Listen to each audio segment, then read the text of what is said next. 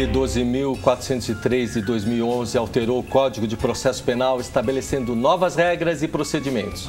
A nova lei altera os procedimentos cautelares e traz o benefício da fiança para determinados crimes, alterando a vida carcerária de muitos presos no chamado Estado Democrático de Direito. As dúvidas persistem em uma nova sociedade informada, globalizada. Estamos no caminho certo? E para esclarecer as mudanças trazidas pela Lei 12.403 de 2011 do nosso Código de Processo Penal com relação às regras da prisão processual, o Questão de Justiça recebe o advogado e professor Dr. Luiz Flávio Gomes, doutor em Direito Penal pela Universidade Complutense de Madrid, Espanha, mestre em Direito Penal pela USP e diretor-presidente da Rede de Ensino LFG. Como vai, professor? Tudo bem? Tudo bom, tudo bem.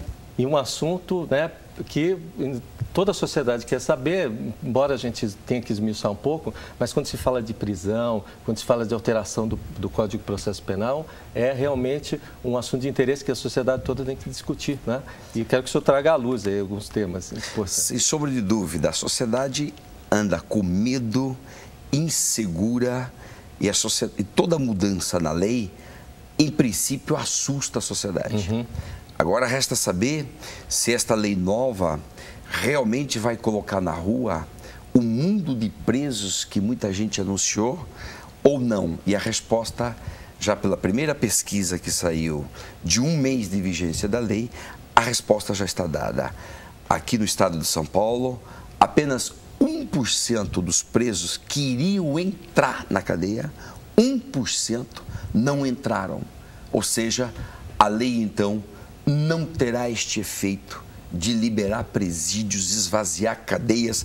Isso não vai acontecer com essa nova lei. Mas ela tem muitos pontos positivos ao lado de pontos negativos. Professor, eu queria também falar quem trouxe o senhor hoje aqui, né? Foi o doutor Leopoldo, que está aqui, diretor da OAB do Tatuapé. Meus cumprimentos ao Walter, professor Luiz Flávio Gomes, uma das referências quando falamos no direito penal no Brasil e até fora dele. E também com meus cumprimentos a um estudante aqui hoje, doutor Pedro Amaral Gurgel. Aliás, uma responsabilidade muito grande do doutor Pedro, já trazendo esse nome, que é uma referência, Amaral Gurgel, doutor Amaral Gurgel, uma das referências em direito internacional, né, Walter? Vai vir aqui, viu, professor? Vai vir também. Já vou chamar o doutor Pedro, depois vai anunciar um evento que vai ter segunda-feira, tá bom? Certo. Então vamos lá. Queria que você fizesse a primeira pergunta para o professor. Falando em pontos positivos e negativos, primeiramente, acho que os pontos positivos dessa lei, né, professor? Isso. Um ponto bastante positivo desta lei é que ressuscitou a fiança. Não é que não era possível fiança no Brasil, já era possível. Só que o valor era irrisório, ridículo. E a fiança agora pode ser fixada até 109 milhões de reais. E isso já está surtindo efeitos práticos. Por exemplo, naquele acidente de trânsito recente aqui em São Paulo... Aquele caso do Porsche. É um carro Porsche que bateu num outro carro e matou uma advogada. Ali a juíza entendeu, por ele ser um engenheiro, etc., ter residência fixa, a juíza entendeu que não era para ficar na cadeia. Se não é para ficar na cadeia, a nova lei está dizendo o seguinte: ou é para cadeia quando é perigoso, ou não sendo perigoso, não vai para cadeia, então ele vai sair. Só que a juíza disse, vai sair com várias medidas cautelares. Quais? Ali se aplicou fiança de 300 mil reais, não pode sair do país, tomou o passaporte, não pode sair da comarca e não pode frequentar bares.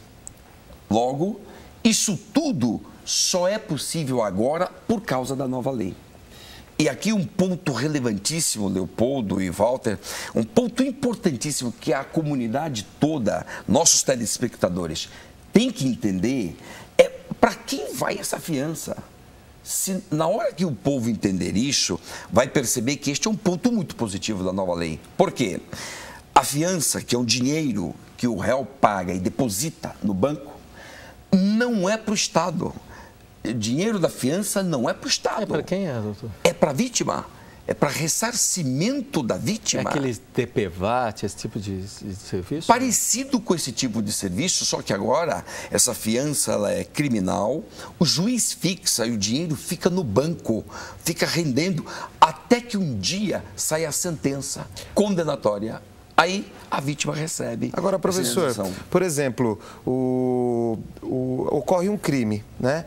Esse cidadão está preso numa delegacia de polícia. Aí a sociedade pergunta, bom, o delegado arbitra a fiança ali para que ele saia ou é o juiz que arbitra? Vamos lá, vamos explicar. Na nova lei modificou isso.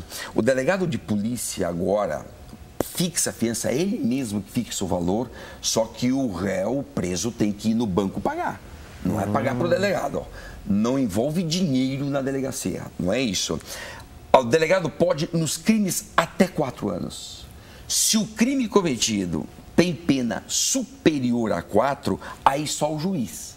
O delegado não pode, só o juiz. Ele deposita numa conta vinculada ao tribunal? Deposita numa conta vinculada ao tribunal e o dinheiro fica ali só aguardando o resultado final.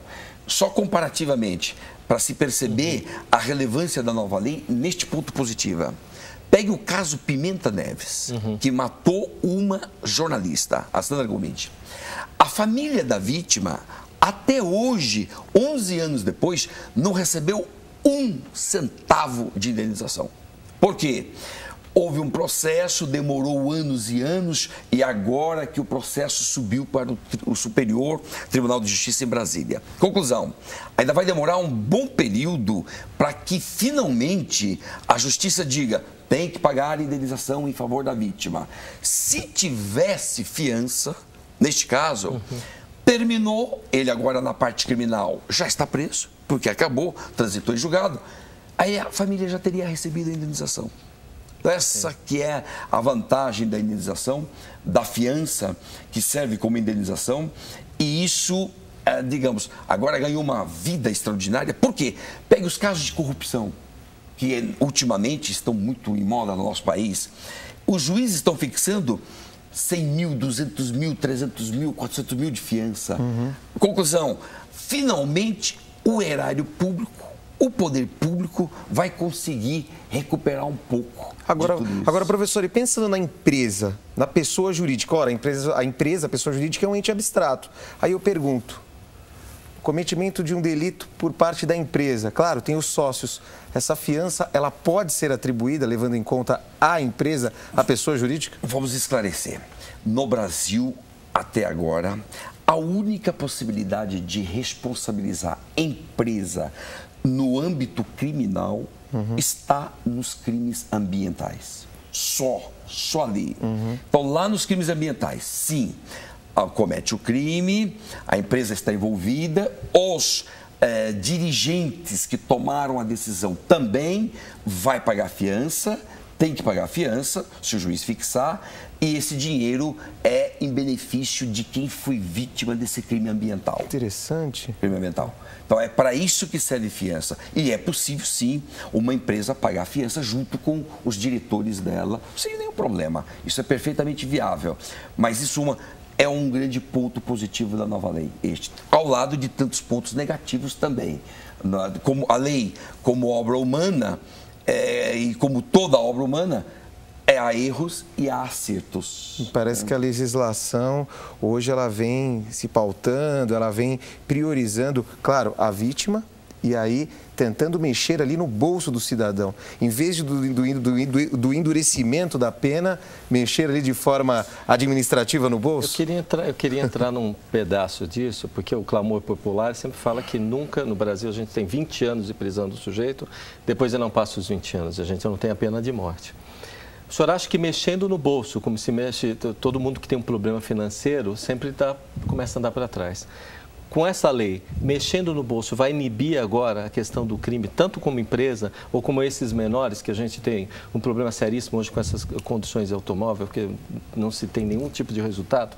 Vamos então ser bastante honestos com os nossos telespectadores para dizer o seguinte: fiança é muito legal, vai indenizar a vítima, mas só pode pagar a fiança quem tem dinheiro. E de um modo geral, Os réus que se apresentam nos fóruns e nas delegacias, em mais de 99%, não têm dinheiro. Portanto, fiança é uma coisa importante, mas só vai atingir aqueles réus de alguns crimes.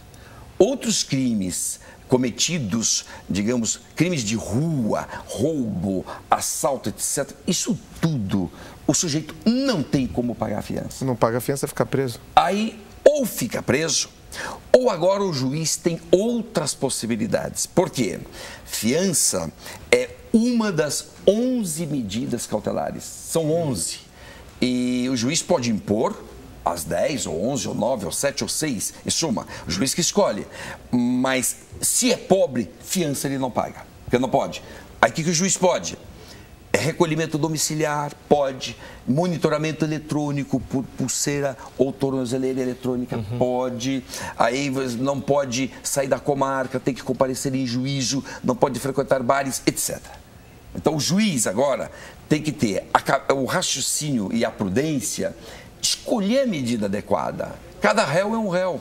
Cada réu tem suas condições. O juiz tem que escolher a coisa certa, adequado, tudo direitinho. Não pode haver abusos. Como é que a população identifica isso, doutor? Para eles entenderem bem. Se o sujeito cometeu o crime, a fiança pode ser estabelecida ali na delegacia, entre aspas, né? Ou pelo juiz. Ou pelo juiz. Mas como é que chega até o juiz nessa situação? Por quê? Porque a gente sabe que o processo para sair depois do inquérito policial, para chegar depois ao Ministério Público, se não me engano, até o juiz demora um time todo para fazer. E agora tem essa coisa da fiança que está no começo da história. Isso, está no começo da história. É ali mesmo na delegacia que já se começa a falar do assunto. Se o crime vai até 4 anos, o delegado mesmo já fixa a fiança e pronto. Já paga, corre no banco e paga. Se não pode, se o delegado não pode, vai para o juiz. Quando se trata de um pedido de liberdade, que o sujeito está preso, aí tem plantões dos sábados, plantões dos domingos, plantões noturnos. Então, compete a alguém, em nome deste preso, correr lá, despachar com o juiz diz, pode, vai sair, paga lá, corre no banco, paga e sai. Então, até aí funciona bem a justiça, porque o sujeito está preso e alguém está falando em nome dele. Agora, se existe alguém para falar em nome dele, porque tem muito réu que não tem a mínima condição de contratar ninguém, não tem advogado, não tem nada, e aí este fica um pouco ali ao sabor da existência de um defensor público que possa vir, aí demora um pouco mais. Demora um pouco mais. Mas assim, a justiça brasileira funciona dessa maneira. O senhor acha que essa lei, 12.403, né, ela vai desafogar a questão da cadeia cheia? Porque hoje é praxe. Só cabem 40 presos, tem 150. Né? Essa é uma pergunta, vou deixar duas, uma encavalada na outra. A outra, vai resolver o problema do presídio mesmo? Porque a gente sabe que tem muita coisa ali que ainda está julgando.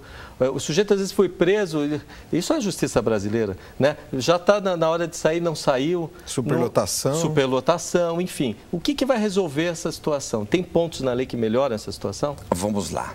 Olha, vamos dar números.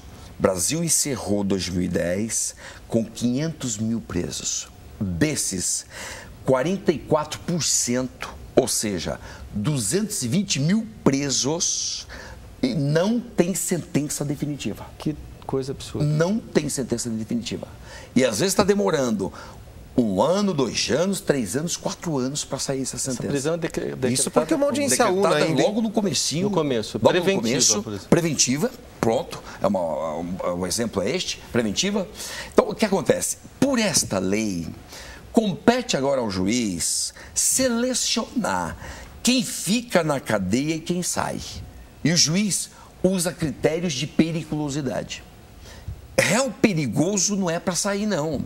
E essa lei nova não está dizendo para botar na rua perigoso, não. É perigoso, tem que ficar preso. E o juiz fundamenta e coloca na cadeia. Não oferecendo perigo para a sociedade, então vai sair. Só que agora sai com essas medidas.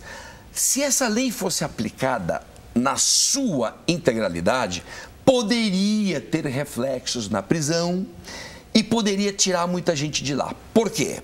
Hoje, desses 220 mil presos, provisórios, muitos deles não cometeram crimes violentos. Sem violência. Sem grave ameaça. História da escolinha mesmo. Virou uma escolinha, uma faculdade de crime. Virou aí, mas ele então lá, mesmo não tendo cometido um roubo, não foi estupro, não foi um assassinato, nada.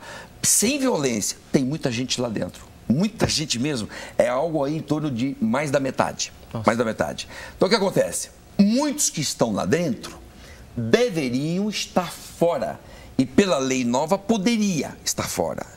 E muitos que estão fora, perigosos, deveriam estar lá dentro.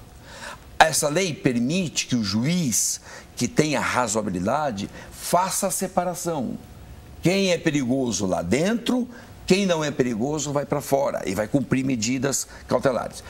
Teoricamente, no papel está tudo bonito. No papel é lindo tudo. A lei fala de razoabilidade, proporcionalidade, fala, dá critérios. No papel está tudo lindo. Porém, na prática, não é nada disso que funciona. Na prática, os que vão para a cadeia são os de sempre.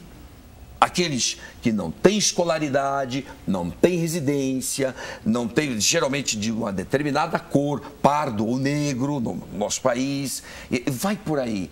Isso não altera nem com esta lei, nem com nenhuma outra lei, porque é da cultura da justiça brasileira mandar para a cadeia gente das classes inferiores. Você sabe o que me assusta? Escutando o senhor, aliás, assisto muitas entrevistas que o senhor dá, né? E eu tenho um pedaço que eu acho que é no Tropa de Elite 2, que na abertura o sujeito faz um comparativo, que depois viram, acho que um deputado federal, um comparativo que dizendo que em X anos a população, que hoje é 300 mil, vai ser, na totalidade, vão estar todos transferidos para dentro do presídio. Resumindo, enfim, nossa população vai estar morando dentro do presídio. O senhor acredita que isso é possível?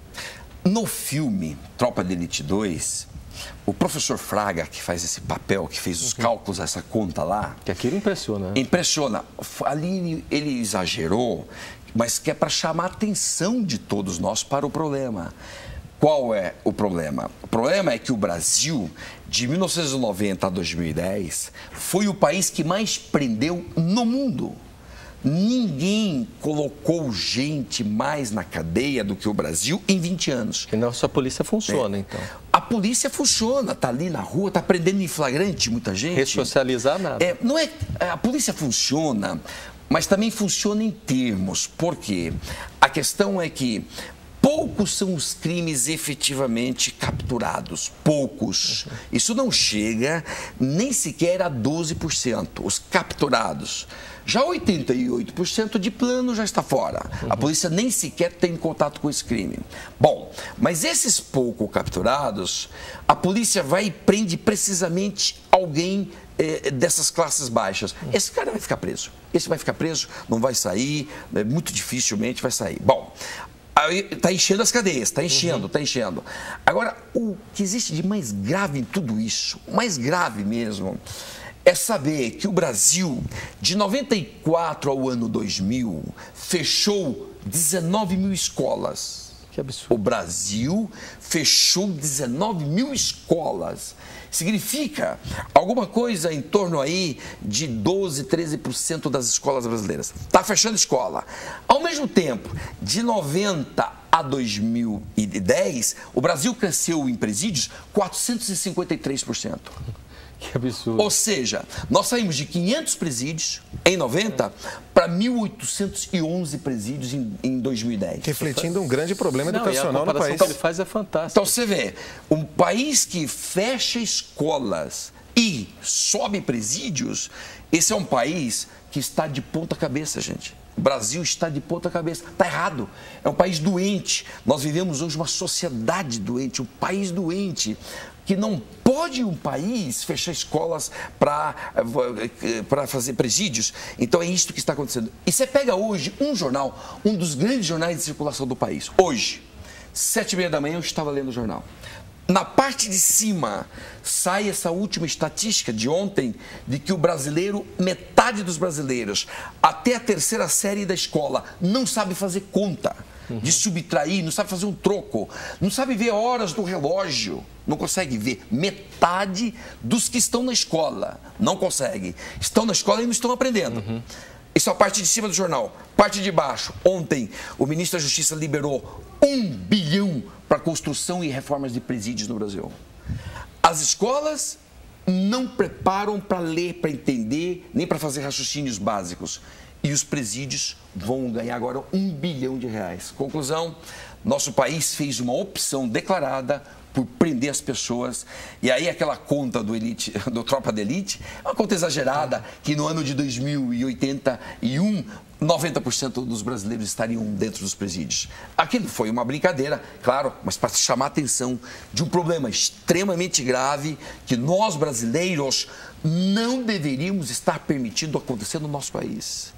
É por isso que eu tenho falado agora nas minhas palestras, muito nas marchas. Já foi autorizada a marcha da maconha, já tem marcha, etc. Uniões homoafetivas. Todo mundo tem marcha, mas você não vê uma marcha pela educação, que está ruim, está com qualidade baixa. Uma marcha para o governo, digamos, gastar melhor o dinheiro que ele tem, gastar melhor, não fazer, aí construir presídios, etc. Então, algumas coisas no nosso país estão de ponta cabeça. É uma pena, mas nós vivemos neste país e nós não podemos nos calar diante de tudo isso. Eu posso pedir uma licença para o senhor, até porque se o senhor avançar do seu compromisso, só queria pedir para o... Vou falar do doutor Pedro, da Amaral Gurgel Editora. Só para falar do lançamento, que é segunda-feira. Lógico. Segunda-feira, então, na Livraria da Vila de Pinheiros, estamos lançando o livro Hierarquia dos Povos, do Said Al-Andalusi. É o primeiro livro sobre as ciências. Primeiro livro sobre as ciências, a história das ciências, é escrito em árabe. Foi escrito em meados do século XI. E, bom, segunda-feira nós temos o lançamento. Primeiro, eu quero agradecer ao seu pai, já está trazendo, né, um excelente advogado, viu, doutor Luiz? Que bacana. E também a editora Amaral Gurgel, né, porque se comprometeu na excelência das publicações, como tem a do senhor também, olha. Deixa eu aproveitar aqui Ultrapassando fronteiras, Amaral Gurgel. A Amaral Gurgel agora, né, tem o Paulo Bonfim. Olha aqui, doutor, é Sérgio Moro, dá outro tema, hein? Outro aqui, tema. Nossa, mas isso Esse livro acho que surgiu na época do surgimento da lei. Foi, quando saiu a lei, nós escrevemos este livro. Vamos conversar disso. Vamos sem dúvida. Vou reforçar aqui. Vamos ver se o senhor vai para a editora Amaral Gurgel. Segunda-feira aqui o lançamento Hierarquia dos Povos, na livraria, né, da Vila, na Rua Fradique Coutinho, aqui em São Paulo. Se você quiser, participe lá, viu? Obrigado. Viu? Imagina. Obrigado. Prazer. Olha, eu quero fazer uma pergunta, tem acho que menos de 3 minutos. A gente está finalizando o programa. 3 minutos, nosso diretor. Clamor popular, hoje com esse problema todo do acidente de carro, eu passei recentemente um problema muito sério também com isso, né? O homicídio doloso e o culposo. A gente tem uma situação também grave que a gente passou esses dias, eu pessoalmente. O senhor acha que isso vai mudar, doutor? Isso aqui é um absurdo. O sujeito mata com uma arma na rua, que é o carro, e depois fica anos de processo aí para tentar ressarcir uma coisa que não vai se ressarcir nunca, que é a vida do próximo. Não é? E sem comprometimento de nada. Eu acho que hoje quem pega um carro na mão tem que ter mais do que esse tipo de responsabilidade. Isso é visão minha, porque perdi gente próxima. O que o senhor acha dessa situação? O que eu acho é o absurdo de o Brasil não ter uma política de segurança viária e prevenção de mortes, como tem, por exemplo, a Europa. Ontem eu escrevi um artigo no meu blog. Ontem. Podem ler lá. Eu comparei de 2000 a 2010, a Europa diminuiu algo em torno de 50% do número de mortes no trânsito. 50%. É muita coisa. O Brasil está crescendo a 3,5 por ano. 3,5 por ano. Só cresce o número de mortes no Brasil. Falta uma política decenal de 10 anos que a Europa tem. A ONU agora decretou de 2011 a 2020 é a década da prevenção de mortes no trânsito. Por quê? O trânsito está matando 1.200.000 pessoas por ano no mundo inteiro. Absurdo isso. 1.200.000 pessoas. No Brasil, Walter, no Brasil, diariamente, você falou que já perdeu gente próxima. Agora, poucos dias e tudo. Atrás. Pois, atente, são 107 pessoas por dia. Nossa. 107 pessoas por dia mortas no trânsito. Professor, se não bastasse que quando se fala em acidente hoje, se prioriza o patrimônio e não se fala do, mas foi uma Porsche, uma Land Rover, ninguém comenta da Mas vítima. é nesse ponto que eu quero tocar. Porque hoje você encontra o sujeito, com todo respeito, todo mundo pode errar, mas andar a 190 por hora, milhas, não pode. E depois na hora do crime ter um advogado já lá de plantão, aí é complicado. Não pode. E, ademais, nós estamos com uma legislação com problemas gravíssimos de defeitos da legislação. Por exemplo, dirigir carro embriagado exige um 0,6 decigramas de álcool por litro de sangue. Como é que vai provar 0,6 se o motorista se recusa a fazer o bafômetro e é direito dele recusar? Isso é um problema na lei, tem que ser ajustado esses problemas. O Brasil precisa de um plano decenal de prevenção dos acidentes e, claro, a continuar assim em 2014 na Copa do Mundo, como outro dia meu instituto de pesquisa fez uma projeção, morrerão 6 mil pessoas só naquele mês da Copa do Mundo. Doutor Luiz, toda a entrevista que o senhor dá é excelente, né? Eu sinto ter com o nosso tempo curto aqui, quero que o senhor volte para falar sobre assédio de novo, né? E, aliás, polemizar, vamos falar um pouco de tudo, porque merece a sua opinião, viu? Agradeço todo o trabalho que o senhor tem aí. Quem o assiste sabe não só a questão do LFG, que é um curso primoroso na área jurídica, mas também de toda a contribuição que o senhor teve como promotor, né? E no esclarecimento, às vezes, quando a mídia precisa desse clamor popular, alguém precisa ter um lugar para falar, e o senhor é a voz disso. Obrigado, viu? Muito bem, muito obrigado. Obrigado, doutor Leopoldo, né? Obrigado, doutor Pedro, que vai estar com esse lançamento segunda-feira. Um abraço, doutor Amaral Gugel. Tá bom? Bom, questão de justiça vai ficando por aqui. Volta na próxima semana com a sua participação. Até lá.